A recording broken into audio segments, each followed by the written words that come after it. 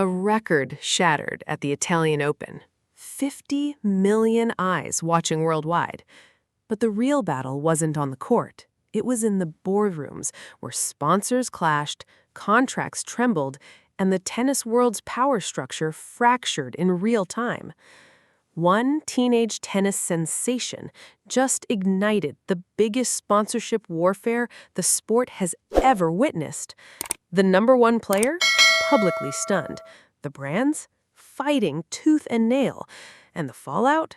It's only just beginning. Alex Eala stepped onto the Photo Italico clay with something to prove.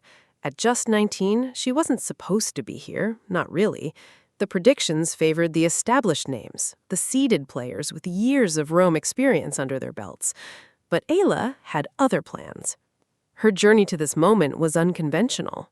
Rising through the ranks with a hunger that made headlines, she carried the weight of representation, of breaking barriers that seemed immovable.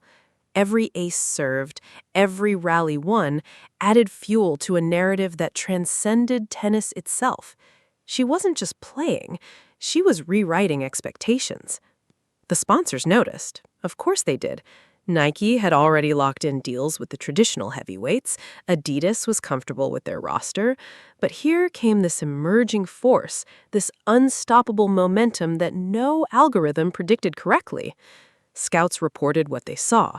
Genetic athleticism combined with mental resilience that bordered on supernatural. The crowd sensed it too. The energy wasn't polite applause. It was primal recognition of something transforming before their eyes. What started as whispers in the commentary booth became roars through social media, hashtags trending, merchandise flying off shelves bearing her name. Television networks that had covered tennis for decades suddenly realized they'd underestimated the pulling power of an authentic underdog story. 50 million viewers tuning in from countries where tennis barely registered on the cultural radar. The sponsors weren't just watching. They were panicking. Could this teenager actually reshape the entire sponsorship economy of professional tennis? Here's where it gets interesting and brutal. Luxury brands started calling, not the second-tier offers, the flagship negotiations. Rolex sent inquiries. Porsche made preliminary contacts. Energy drink companies pivoted their entire marketing strategies. The numbers being discussed weren't the standard athlete endorsement figures. These were the figures reserved for generational talent and established superstars. For the first time in modern tennis, a player who hadn't won a Grand Slam was being courted like she'd already won 5. The world number one watched this unfold, and she wasn't amused. The implicit hierarchy of professional tennis, the unspoken agreement that ranking determined market value, was being demolished in real time. Eala's ascent didn't just threaten the status quo, it humiliated it. Traditional sponsors began reassessing their commitments. Why pay $40 million for an aging champion when an emerging force could deliver 50 million engaged viewers and unprecedented cultural penetration? The mathematics of endorsements suddenly looked different.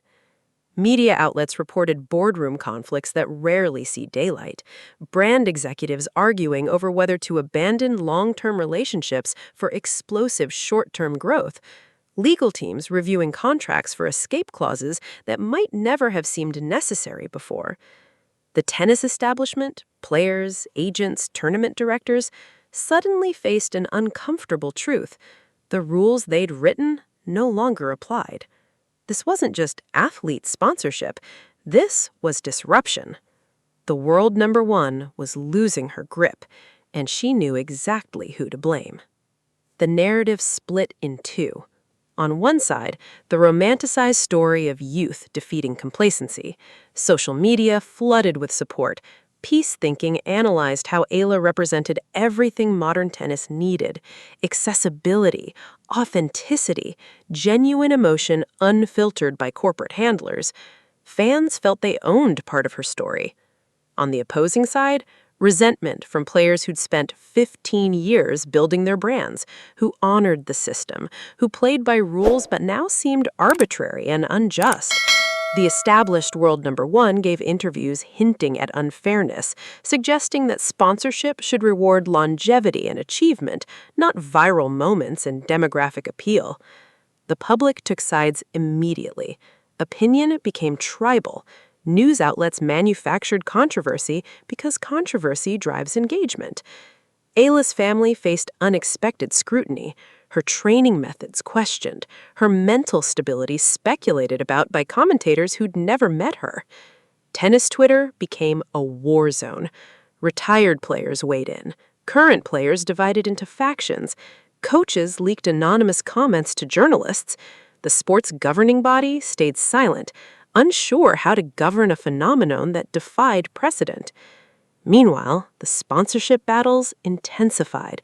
Companies making public commitments to Eala faced boycott threats from demographic groups loyal to the established order. Other brands invested heavily in the emerging star, betting their entire marketing budgets on the possibility that this wasn't a flash, this was the future. The noise became deafening, the consequences immeasurable. Everyone was forced to pick a side, and nobody could predict who'd emerge unscathed. Eala's mental health became a conversation piece, not in support, but in speculation. Articles suggested the pressure was too much, that she'd fracture under the weight of expectation, that all this sponsorship madness would destroy her game. She didn't fracture. She played harder. The world number one began losing matches, losing badly, to players she should have demolished.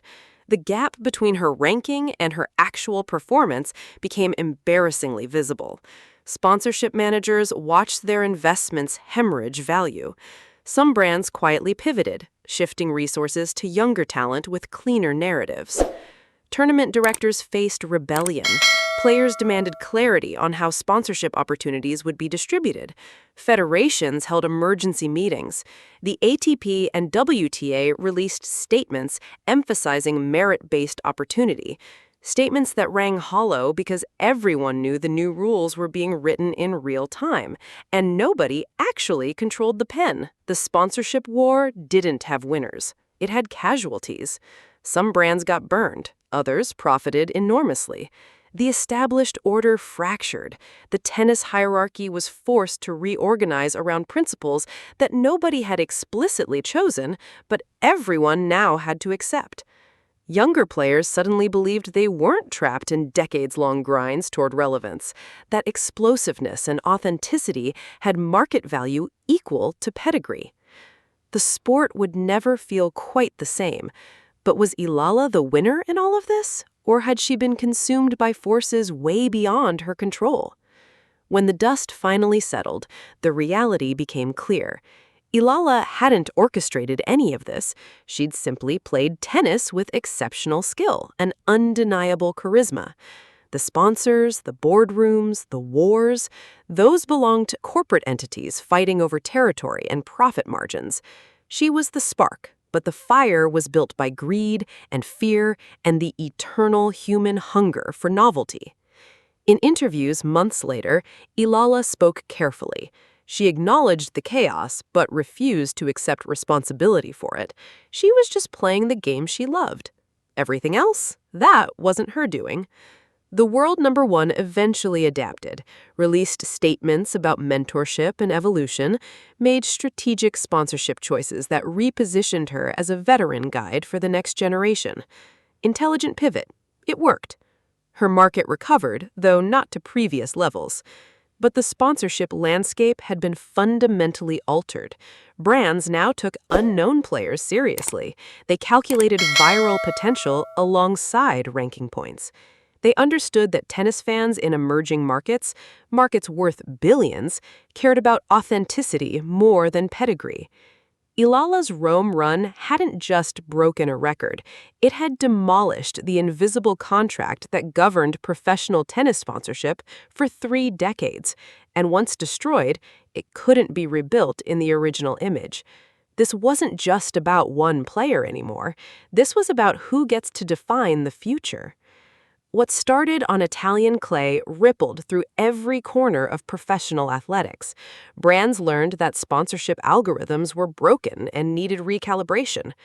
Players learned that markets reward disruption and authenticity, sometimes more than titles and patience. Eala became a case study, not because of what she achieved on the court, but because of what she inadvertently unleashed off it. The question isn't whether she'll win more titles.